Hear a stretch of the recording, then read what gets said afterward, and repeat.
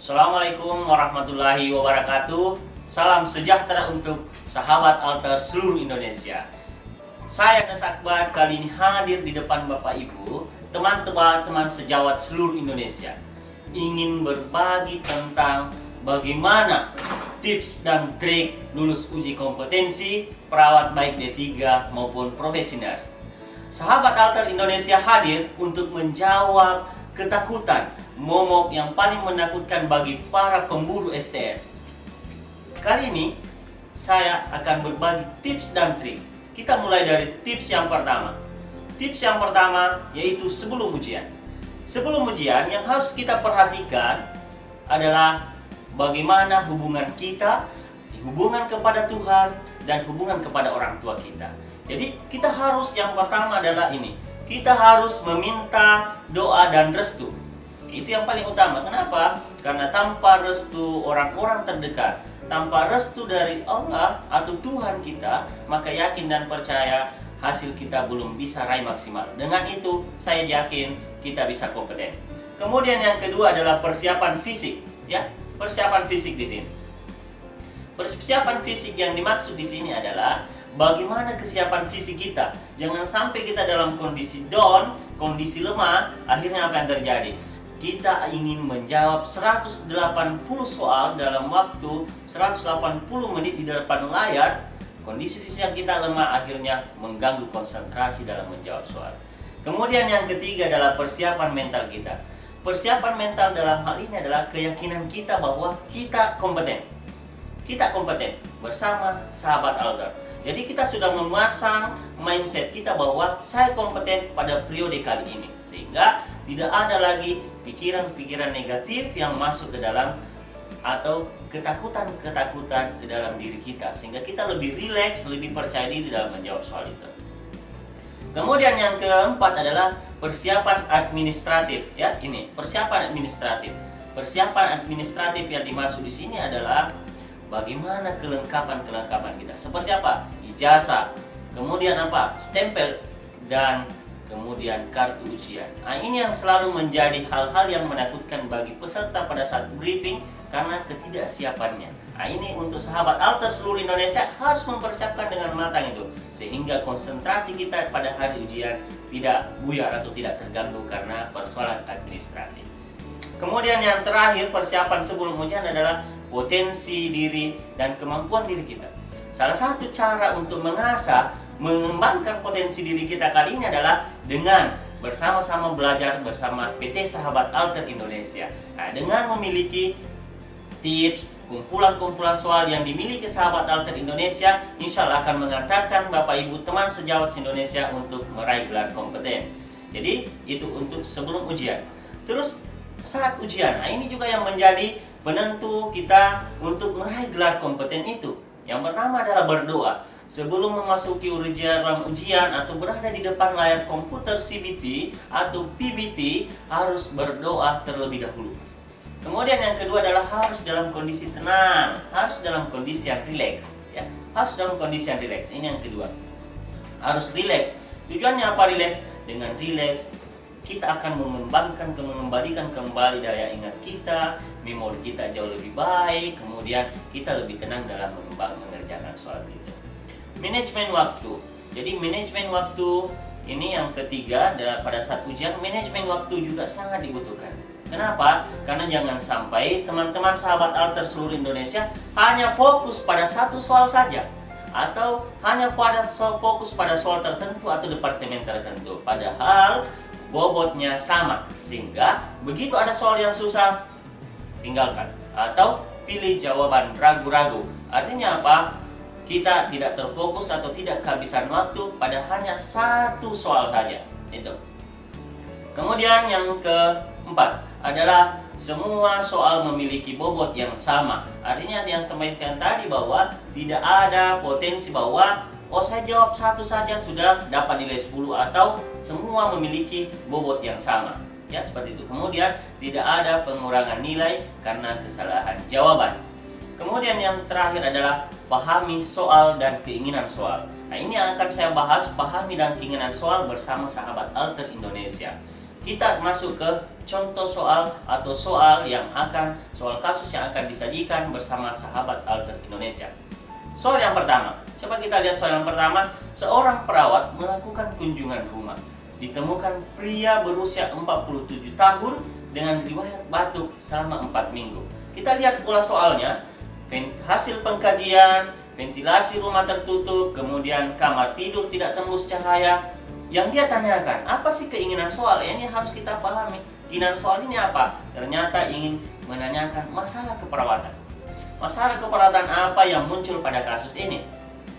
Ternyata ada 5 opsi jawaban. Kita lihat 5 opsi jawaban.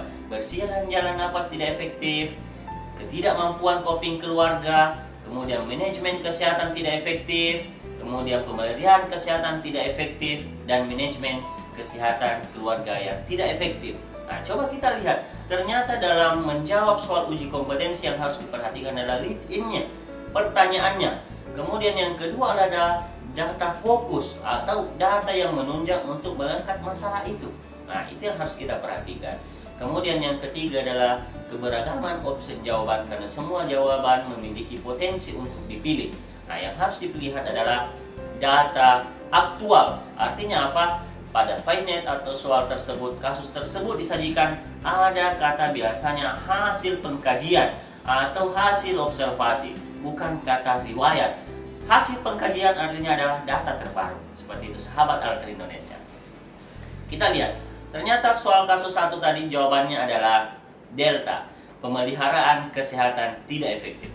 Nah, ini pemeliharaan kesehatan tidak efektif. Kenapa bisa soal jawaban tersebut yang muncul delta? Karena kita lihat ternyata data fokusnya menunjukkan pada kasus ini adalah hasil pengkajian, ventilasi, rumah tertutup, kemudian kamar tidur tertutup tidak tembus cahaya matahari, dan sampah berserakan, sehingga masuk kategori pemeliharaan kesehatan yang tidak efektif. Jadi opsi jawaban delta. Berbicara tentang pemeliharaan kesehatan tidak efektif, itu biasanya data yang muncul adalah data terkait dengan kondisi lingkungan, data-data tentang lingkungan.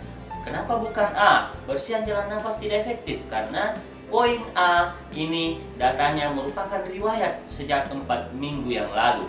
Kemudian ketidakmampuan coping keluarga untuk option B kita tidak pilih. Kenapa? Karena ternyata kondisi keluarga ini dalam kondisi yang harmonis, sahabat Alter Indonesia. Manajemen kesehatan tidak efektif. Manajemen kesehatan tidak efektif.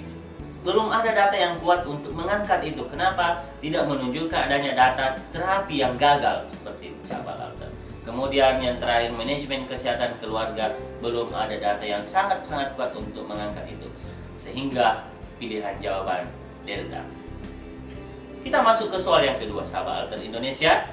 Jadi soal yang kedua ini adalah soal tentang seorang perawat melakukan kunjungan rumah, didapatkan laki-laki berusia 42 tahun memiliki riwayat tuberkulosis paru 1 tahun yang lalu.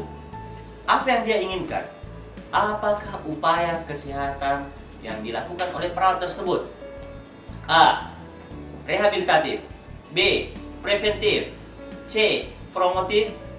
D. Kognitif. Dan yang terakhir adalah kuratif. Hasil pengkajian pada kasus ini adanya bayi berusia 1 bulan, sehingga perawat melakukan tindakan imunisasi BCG untuk mencegah terjadinya penyakit TB paru. Nah, kita lihat jawabannya, sahabat Alter Indonesia. Ternyata jawaban yang paling tepat adalah Bravo atau B adalah upaya preventif. Kita harus ingat, ternyata upaya kesehatan itu terdiri dari upaya promotif, preventif, kemudian upaya kuratif, dan upaya rehabilitatif.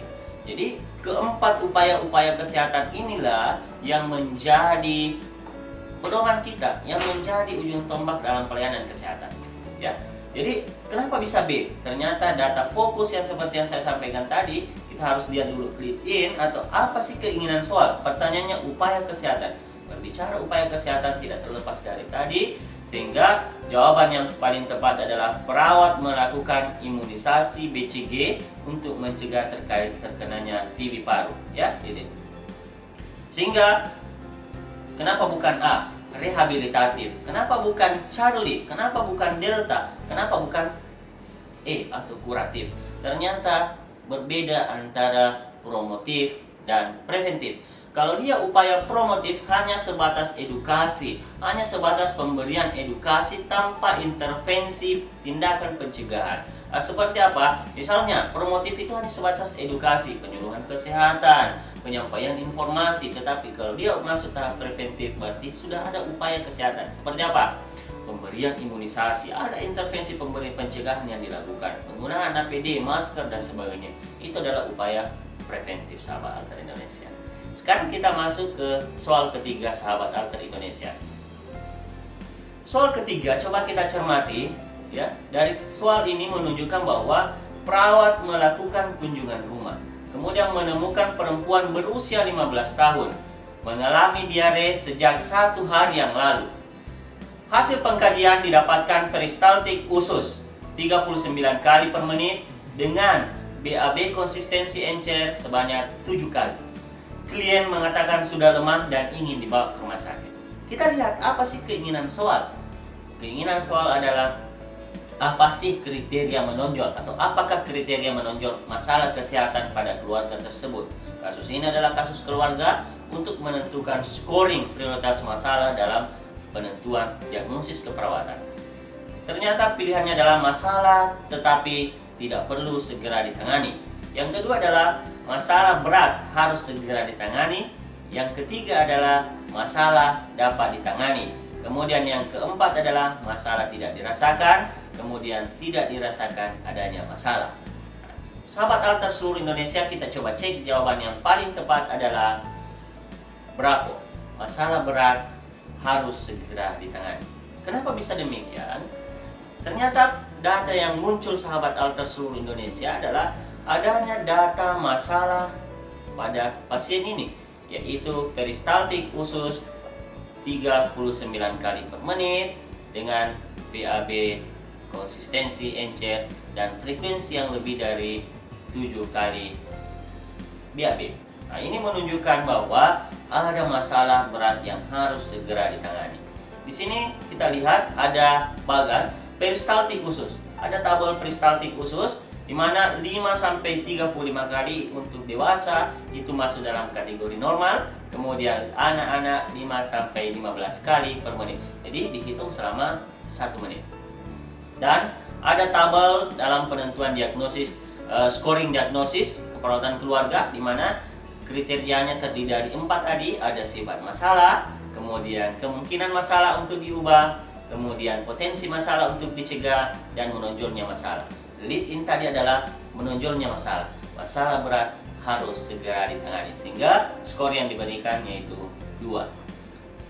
Sahabat Alter seluruh Indonesia, kita masuk ke sesi soal yang keempat.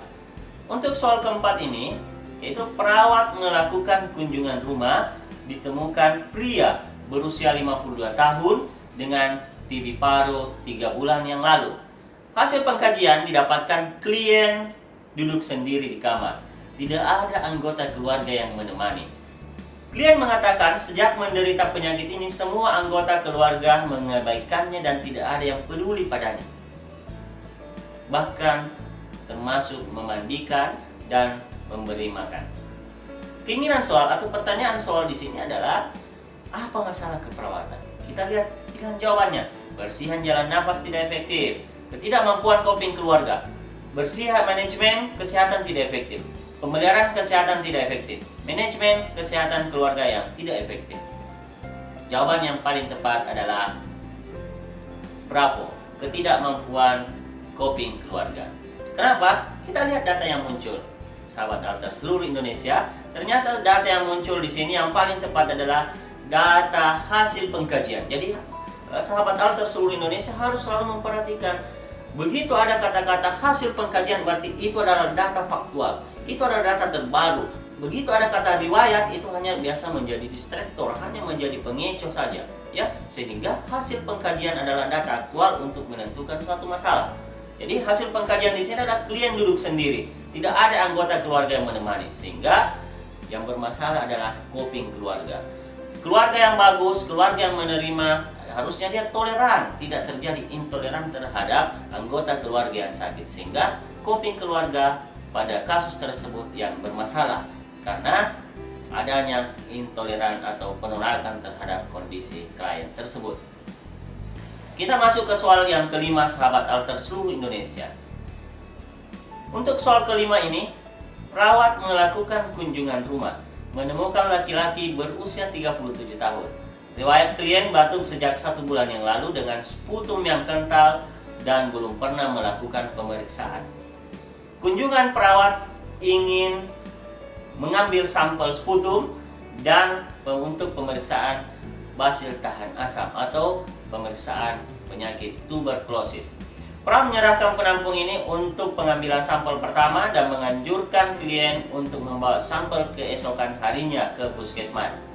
Yang ditanyakan adalah upaya prevensi yang dilakukan oleh perawat.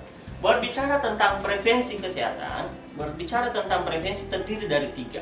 Ada 3 prevensi. Yang pertama, prevensi primer. Prevensi primer terdiri dari upaya pelayanan secara promotif dan preventif. Kemudian prevensi yang kedua adalah prevensi sekunder, yaitu terdiri dari upaya kuratif. Kemudian prevensi yang ketiga adalah prevensi tersier, yang diikuti adalah prevensi tentang upaya rehabilitatif. Jadi kita lihat, ternyata jawaban yang paling tepat pada kasus yang kelima ini adalah prevensi sekunder.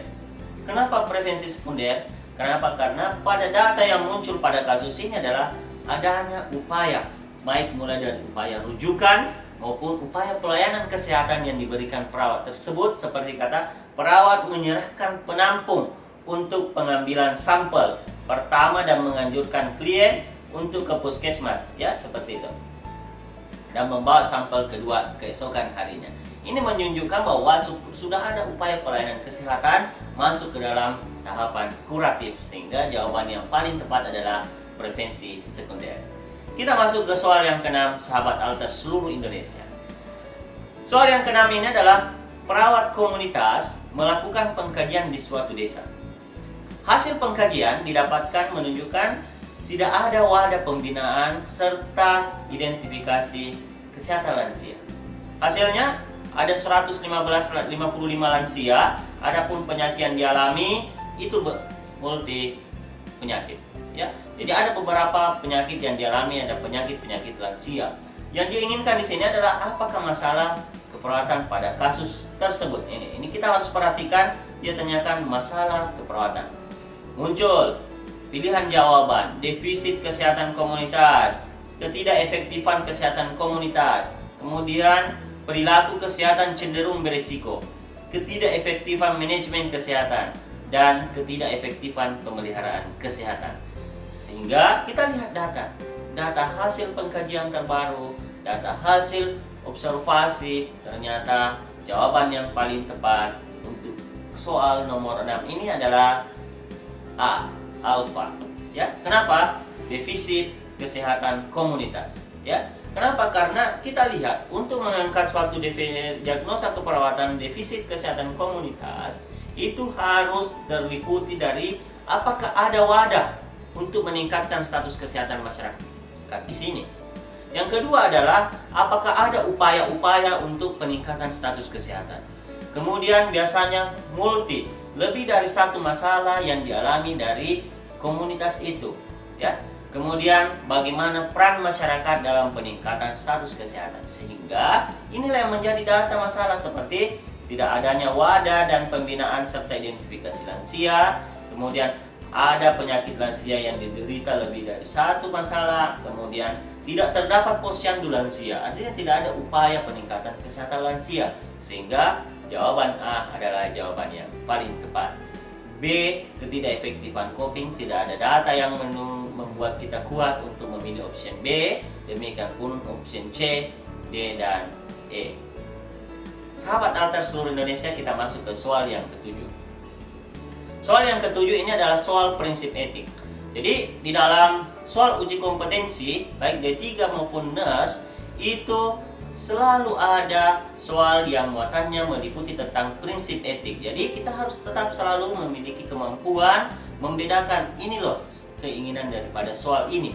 Sehingga contohnya adalah prinsip etik. Jadi kita harus mereview kembali prinsip-prinsip etik yang biasa kita lakukan, seperti bagaimana menentukan hak pasien, bagaimana bersifat jujur, bagaimana kita bersifat adil, apakah kita berbuat baik. Itu yang akan dituangkan ke dalam soal-soal uji kompetensi. Kita masuk ke soal yang ketujuh, sahabat Alter seluruh Indonesia. Soal yang ketujuh adalah seorang perawat melakukan kunjungan pada desa C. Hasil pengkajian didapatkan data 6% warga menderita penyakit HIV. Kemudian 15% menderita TB paru dan 5% menderita penyakit menular lainnya seperti penyakit kusta dan hepatitis. Perawat rutin mengunjungi komunitas itu sama dengan komunitas yang lain walaupun ia tahu risiko tertular penyakit. Pertanyaan soal, prinsip etik apakah yang dijalankan oleh perawat tersebut? Opsi pilihan jawaban: A. Autonomi, B. Beneficence, C. Confidentiality, delta adalah veracity, dan error adalah justice. Nah, kita harus mengingat kembali, mereview kembali prinsip-prinsip apa yang muncul berdasarkan data yang ditawarkan pada kasus ini. Kita lihat jawaban. Ternyata jawaban yang paling tepat adalah prinsip justice, prinsip keadilan. Kenapa? Ternyata data yang menunjukkan adalah perawat tersebut rutin mengunjungi komunitas tersebut sama. Kata sama ini adalah data kita untuk mengatakan bahwa perawat tersebut menerapkan prinsip justice atau berbuat adil. Jadi dia tidak membeda-bedakan, karena yang satu desa ini adalah memiliki penyakit menular, yang satu desanya tidak, sehingga dia tidak membeda-bedakan, sehingga prinsip yang diterapkan adalah prinsip justice. Autonomi adalah kebebasan, bagaimana memberikan kebebasan kepada pasien untuk menentukan terapi atau hal-hal yang berkaitan dengan terapi pengobatan atau pelayanan kesehatan. Kemudian beneficence, ya, confidentiality, kerahasiaannya, kemudian veracity, ya, itu semua prinsip etik yang harus kita ingat dan pahami kembali, dan kita tuangkan secara jelas pada sahabat Alter Indonesia. Prinsip etik di sini ini sudah sangat jelas, ya, ada di slide yang kami paparkan, dan insya Allah nanti bisa disaksikan secara langsung. Kita masuk ke soal yang ke-8, sahabat Alter Indonesia. Soal ke-8 adalah seorang perawat melakukan kunjungan pada desa C untuk survei PHBS atau perilaku hidup bersih dan sehat. Hasil observasi, ya, ini harus kita bawahi, garis bawahi hasil observasi. Hasil observasi didapatkan banyak anak-anak yang mandi di sungai yang berwarna keruh dan kotor. Hasil pengkajian didapatkan 65% masyarakat tidak mencuci tangan sebelum makan, dan ada yang memiliki perilaku merokok. Yang ingin ditanyakan adalah apakah masalah pada kasus tersebut? Nah, pilihan jawaban: ketidakefektifan pemeliharaan kesehatan, perilaku cenderung beresiko, coping kesehatan komunitas tidak efektif, defisit kesehatan komunitas, dan gaya hidup monoton. Sehingga jawaban yang paling tepat berdasarkan hasil dari analisis data yang muncul pada kasus tersebut adalah Bravo, perilaku kesehatan cenderung berisiko. Kenapa bisa Bravo, sahabat Alter seluruh Indonesia? Kita lihat datanya. Data yang muncul pada kasus ini adalah banyak anak-anak yang mandi di sungai yang berwarna keruh, kemudian dan kotor, tidak melakukan cuci tangan sebelum makan, kemudian adanya masyarakat yang memiliki perilaku merokok. Ini adalah perilaku kesehatan yang cenderung beresiko terhadap kondisi kesehatannya. Sehingga data inilah yang mengangkat kita untuk memilih opsi pilihan jawaban Bravo, yaitu perilaku kesehatan cenderung beresiko. Kenapa bukan C? C, tidak ada data yang menunjukkan bahwa ada masalah, ada gangguan komunikasi dalam komunitas itu. Kemudian alfa, ketidakefektifan pemeliharaan. Ini data yang ditunjukkan adalah data tentang kondisi perilaku daripada individu yang ada di komunitas itu, sehingga tidak ada pilihan lain selain opsi pilihan jawaban B. Kita masuk ke soal yang ke-9, sahabat Alter seluruh Indonesia. Seorang laki-laki berusia 35 tahun menikah dengan perempuan, ya, menikah dengan perempuan berusia 29 tahun dengan status janda 1 orang anak. Mereka kemudian tinggal bersama dan mengurus kartu keluarga yang baru. Yang ditanyakan adalah tipe keluarga. Saya tampilkan tipe keluarga di sini karena selalu juga muncul satu soal untuk tipe-tipe keluarga sahabat Alter Indonesia. Sehingga pilihan jawaban yang ditawarkan adalah the childless, Bravo adalah blended family, common family, commuter family, dan multi generation family. Jawaban yang paling tepat adalah blended family. Kita lihat kenapa bisa jawaban Bravo. Ternyata untuk blended family itu, sahabat seluruh Alter Indonesia, adalah menikah dengan janda atau duda dengan anak. Sedangkan ada tipe-tipe keluarga yang lain seperti nuclear family. Nuclear family itu adalah keluarga inti yang terdiri dari suami, anak, dan istri. Kemudian ada the Dai family, adalah keluarga yang terdiri dari suami dan istri yang tanpa anak, yang hidup dalam satu rumah. Kemudian ada the childless, itu adalah terlambat menikah dan tidak punya anak karena urusan karir atau pekerjaan. Kemudian ada common family, adalah beberapa pasangan keluarga yang dengan anak yang tidak ada hubungan saudara tapi tinggal serumah. Sahabat Alter seluruh Indonesia, kita masuk ke soal yang ke-10. Seorang perawat melakukan kunjungan rumah didapatkan perempuan berusia 62 tahun.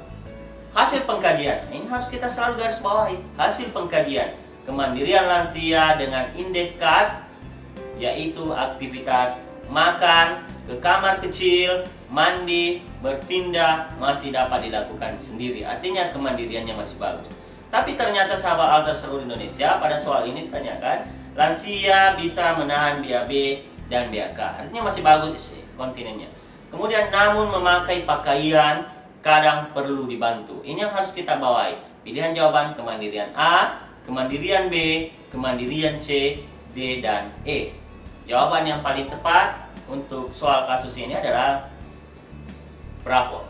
Kenapa? Ternyata untuk memilih tingkat kemandirian menurut indeks CATS ini, kita harus lihat ternyata ada salah satu kebutuhan kemandirian yang tidak dapat dilakukan secara mandiri.